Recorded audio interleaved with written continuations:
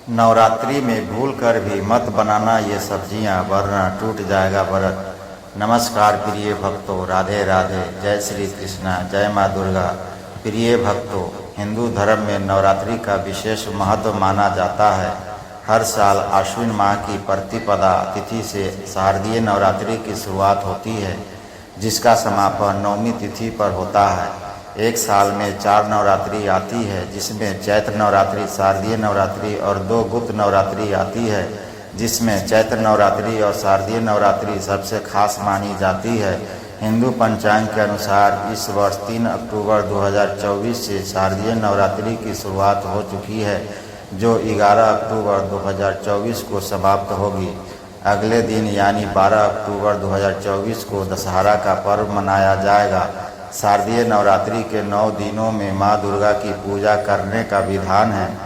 नवरात्रि में माँ दुर्गा के 9 अलग अलग स्वरूपों की आराधना की जाती है, जिनमें शैलपुत्री, ब्रह्मचारिणी, चंद्रघंटा, कुष्मांडा, स्कंद माता, कात्यायनी, कालरात्रि, महागौरी और सिद्धिदात्री माता का नाम शामिल है। नवरात्रि की इस अवधि में माता रानी का भव्य तरीके से स्वागत किया जाता है।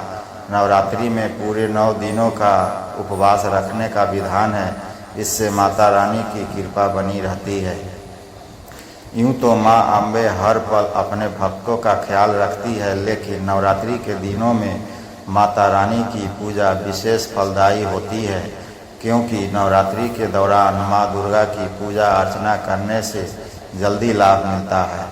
इसका कारण यह है कि माँ दुर्गा नवरात्रि के दौरान पृथ्वी पर निवास करती है और अपने भक्तों की मनोकामनाओं को सुनती है और अपने भक्तों की मनोकामना को पूर्ण करती है।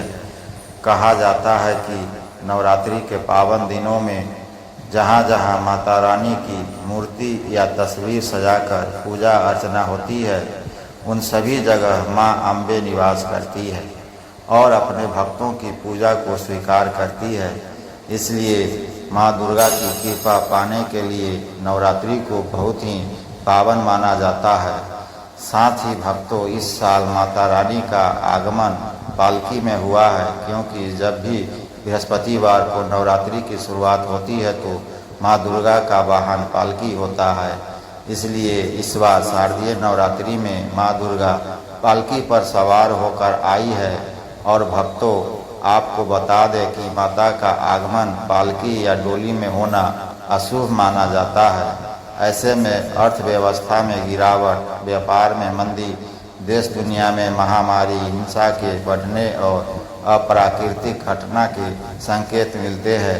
इसके अलावा माता के प्रस्थान की सवारी की बात करें तो नवरात्रि में माता रानी के प्रस्थान की सवारी चरना युद्ध यानी मुर्गा होगी, जिसे शुभ संकेत बिल्कुल नहीं माना जाता है। माता के इस वाहन को अमंगलकारी माना गया है। ये शोक कष्ट का संकेत है।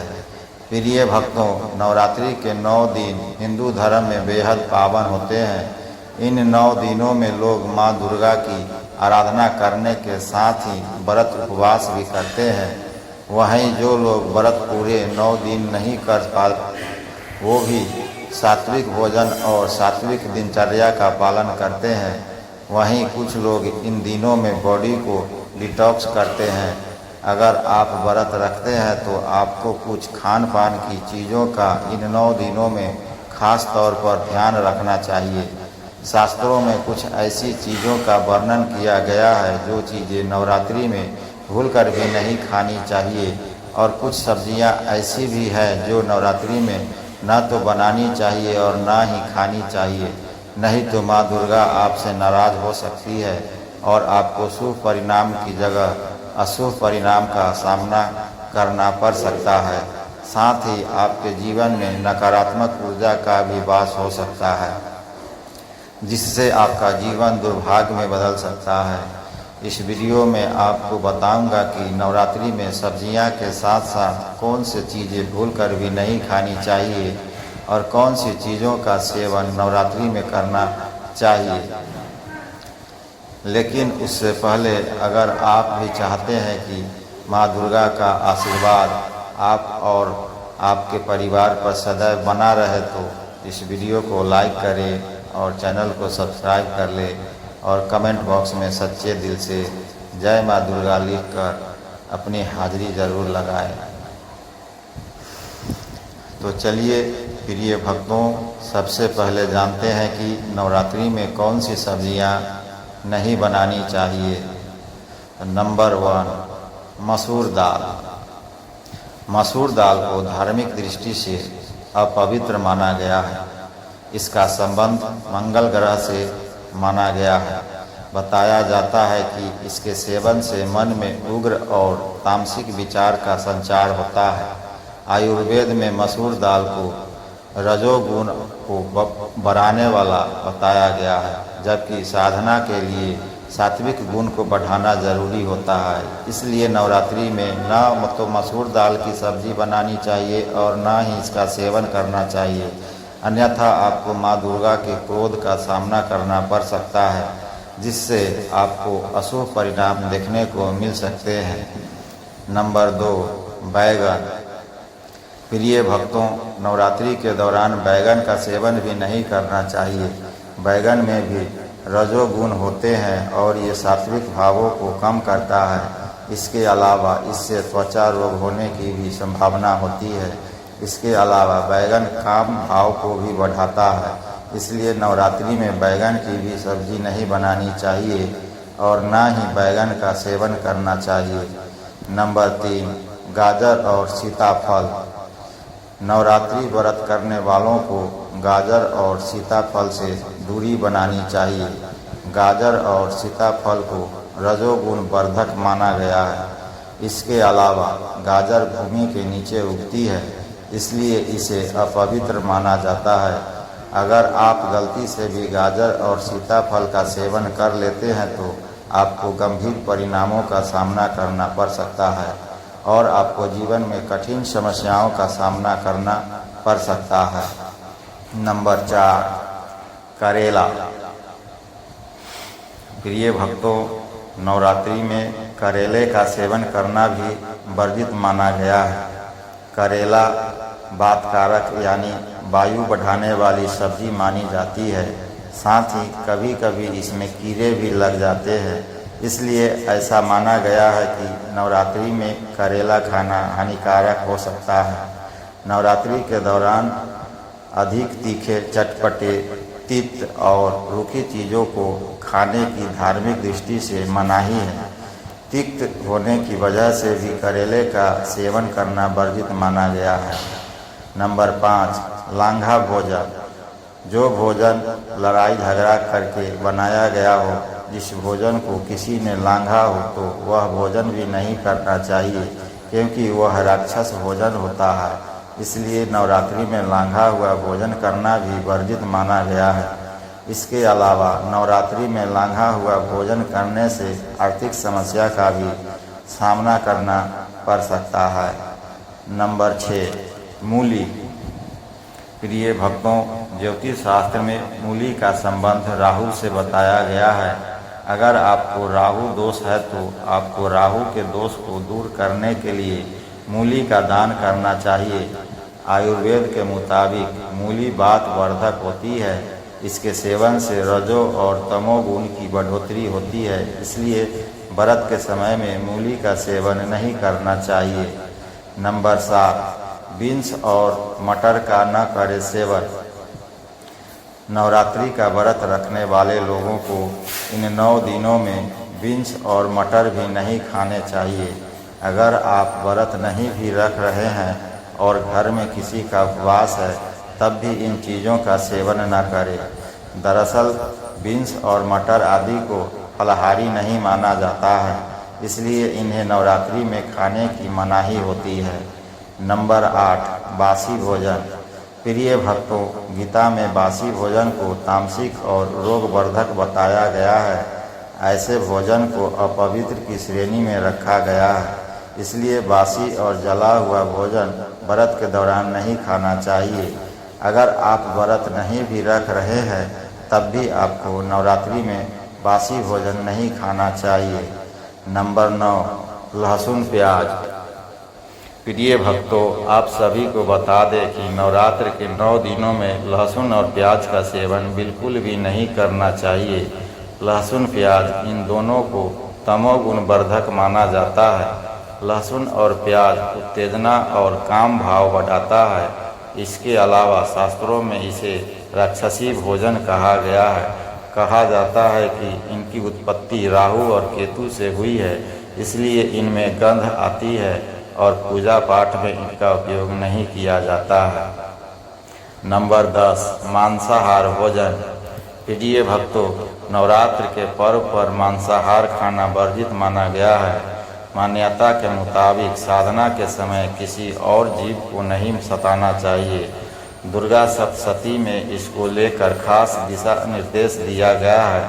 पूजा करने वालों को जीवों पर दया भाव रखना चाहिए और अहिंसक रहना चाहिए और भूलकर भी मांसाहार भोजन नहीं करना चाहिए, अन्यथा दुर्गा माता आपसे नाराज हो सकती है और आपको दुर्गा माता के क्रोध का सामना करना पड़ सकता है, जिससे आपका जीवन दुर्भाग्य में बदल सकता है।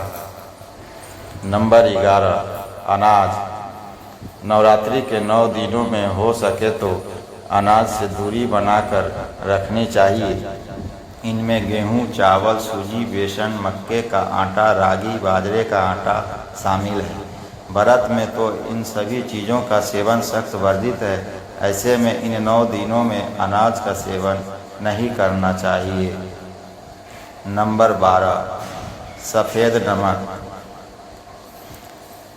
भारतीय तीखा चटपटा भोजन पसंद करते हैं, वहीं इनके भोजन में नमक की मात्रा भी ज़्यादा होती है।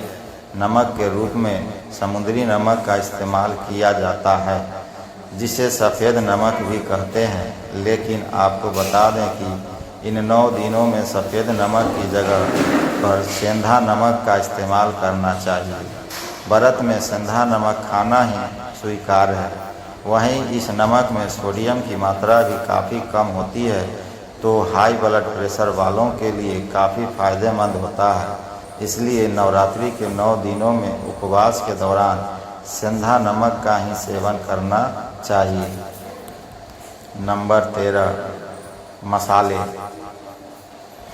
नवरात्र व्रत के दौरान कुछ मसालों के सेवन से भी बचना चाहिए।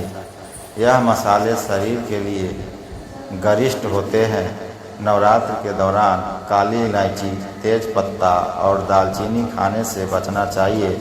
वहीं हरी इलायची, लौंग, काली मिर्च और जीरा का सेवन किया जा सकता है। इसके अलावा भक्तों, व्रत के दौरान केवल सेंधा नमक का ही इस्तेमाल किया जा सकता है। Number 14, dairy product. शारदीय नवरात्र के दौरान ज़्यादा डेयरी प्रोडक्ट खाने से भी बचना चाहिए। डेयरी प्रोडक्ट के सेवन से पेट में गैस के साथ कब्ज़ की परेशानी भी हो सकती है। इसके अलावा व्रत के दौरान दही, छाछ या लस्सी का सेवन किया जा सकता है। इसमें कोई दिक्कत वाली बात नहीं है। नंबर 15, चीनी। व्रत में लोग ज़्यादा चीनी का सेवन करने लगते हैं। जो लोग मीठे व्रत रखते हैं वो शुगर की मात्रा खाने में बढ़ा देते हैं। इससे high cholesterol, high blood sugar और मोटापा की समस्या बढ़ सकती है। वहीं ज़्यादा नमक खाना भी सेहत के लिए हानिकारक साबित होता है। तो प्रिय भक्तों, ये थी वे चीज़ें जिनका सेवन नवरात्रि में भूलकर भी नहीं करना चाहिए।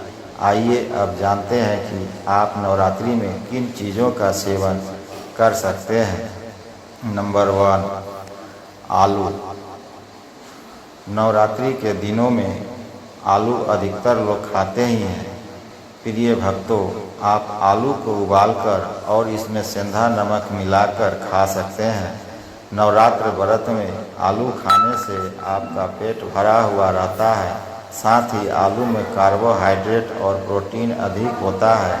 ऐसे में व्रत के दौरान आलू खाने से आपको एनर्जी भी मिलेगी और इससे आपको थकान और कमजोरी का एहसास बिल्कुल भी नहीं होगा। नंबर 2, शकरकंद। शकरकंद आलू का ही एक रूप होता है, लेकिन यह स्वाद में मीठा होता है। अगर आप नवरात्र का व्रत कर रहे हैं तो आप अपनी फास्टिंग डाइट में शकरकंद को भी शामिल कर सकते हैं। शकरकंद खाने से vitamin C, vitamin B6, calcium और पोटेशियम मिलेगा। इससे आप में व्रत के बाद भी पूरे दिन एनर्जी बनी रहेगी, जिससे आपको थकान महसूस नहीं होगी। नंबर 3, टमाटर। अगर आपको बिना टमाटर के कोई सब्ज़ी खाना पसंद नहीं है तो आपके लिए यह अच्छा है कि आप व्रत के दिनों में भी टमाटर खा सकते हैं। यानी आप नवरात्र व्रत में भी सब्ज़ी में टमाटर डाल सकते हैं या फिर टमाटर का सलाद खा सकते हैं। नंबर 4, लौकी। प्रिय भक्तों, नवरात्र व्रत में आप लौकी को भी अपनी डाइट का हिस्सा बना सकते हैं। लौकी की सब्ज़ी पोषक तत्वों से भरपूर होती है। इसमें मौजूद तत्व आपको फास्टिंग के दिनों में भी फिट और हेल्दी रखने में मदद करते हैं। लौकी में पानी की मात्रा अधिक होती है। ऐसे में लौकी की सब्ज़ी खाने से आप हाइड्रेट रहेंगे और आपको एनर्जी भी मिलेगी। नंबर 5, फल और सब्जियां। प्रिय भक्तों, व्रत में ज़्यादा से ज़्यादा फलों को डाइट में शामिल करें। इससे शरीर में विटामिन और अन्य पोषक तत्वों की कमी को पूरा किया जा सकता है। व्रत में सीजनल फ्रूट जैसे सेब, केला, तरबूज, खरबूज, खीरा, ककड़ी और टमाटर खा सकते हैं। नंबर 6, खूब पानी पिए। गर्मी में शरीर को हाइड्रेट रखने के लिए खूब सारा पानी पिए। आप नींबू पानी, नारियल पानी या फ्रेश जूस को भी डाइट में शामिल कर सकते हैं। इससे शरीर में जमा गंदगी को साफ किया जा सकता है। बॉडी को डिटॉक्स करने में भी मदद मिलती है। Number 7, dry fruits. प्रिय भक्तों, नवरात्रि व्रत में शरीर को ताकत देने के लिए डाइट में ड्राई फ्रूट्स को ज़रूर शामिल करें। ड्राई फ्रूट्स खाने से तुरंत एनर्जी मिलती है और भरपूर फाइबर भी मिलता है। नट्स खाने से हार्ट, शुगर, ब्लड प्रेशर और मोटापे की समस्या को भी कम किया जा सकता है। नंबर 8, अरबी। प्रिय भक्तों, नवरात्रि में सूखी अरबी, दही अरबी, अरबी टिक्की, अरबी कटलेट खाया जा सकता है। इसके अलावा आप कच्चे केले के चिप्स बनाकर खा सकते हैं। नंबर 9, कुट्टू का आटा। प्रिय भक्तों, आप नवरात्रि में कुट्टू के आटे की खिचड़ी, पराठा, पकौड़े, पूरी और हलवा बनाकर खाया जा सकता है। इसके अलावा समा के चावल का इस्तेमाल आप व्रत के उत्तपम, व्रत की इडली, डोसा, पूरी बनाने के लिए भी कर सकते हैं। ऐसा करना आपके लिए लाभदायक रहेगा।